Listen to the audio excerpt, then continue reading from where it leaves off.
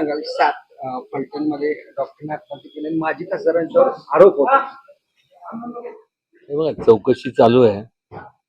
खरं काय खोटं काय मला माहित नाही, पण दोषी कोणी जरी असलं तर व्यवस्थित पोलिसांनी किंवा जे काय शासकीय यंत्रणांनी चौकशी करावी. असे अनुचित प्रकार होता कामा नये, घडता कामा नये. आणि कोणी जरी असलं तरी शिक्षाही झाली पाहिजे.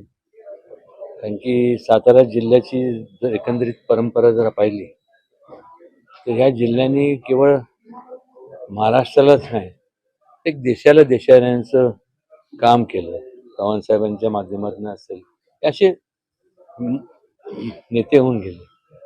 वेगवेगळे संपूर्ण सांस्कृतिक क्षेत्रात, ह्या निरनिराळ्या क्षेत्रात महाराष्ट्रालाच जर त्यांनी या जिल्ह्यांनी पहिल्यापासून प्रतिनिधित्व केलंच आहे. आणि दुर्दैवाने असं जर घडत असेल तर असे अनुचित प्रकार भविष्यकाळात होताच कामा नये. आणि त्यात करता मी उद्या मुख्यमंत्र्यांशी बोलणारच आहे, किंवा आज मला त्यांच्याशी संपर्क साधता आला नाही. पण मला खात्री आहे की त्यांनी यंत्रणा जे असतील शासकीय यंत्रणा ते कुठेही कमी पडणार नाही. आणि माझं विनंती राहील संपूर्ण त्या भागातल्या, ज्या भागात या घटना घडल्या त्या भागातल्या लोकांना, तिथं ज्यांना काय माहिती असेल या संदर्भात तर त्यांनी जरूर ती माहिती इन्व्हेस्टिगेशन एजन्सीकडे द्यावी.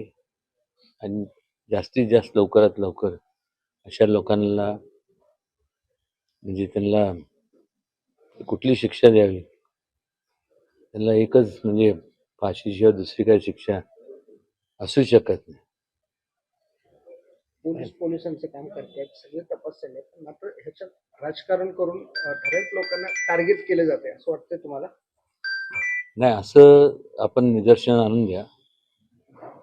जर आपल्याला असं वाटत असेल, कोणी जरी असलं, कुठल्या पदावर जरी असलं, तर माझ्या परीने एक नागरिक, जबाबदार नागरिक या नात्याने मी वाटेल त्या परिस्थितीत त्यांना, त्या कुटुंबाला, त्या लोकांना न्याय मिळवून देणार, हे मी माझं कर्तव्य समजतो.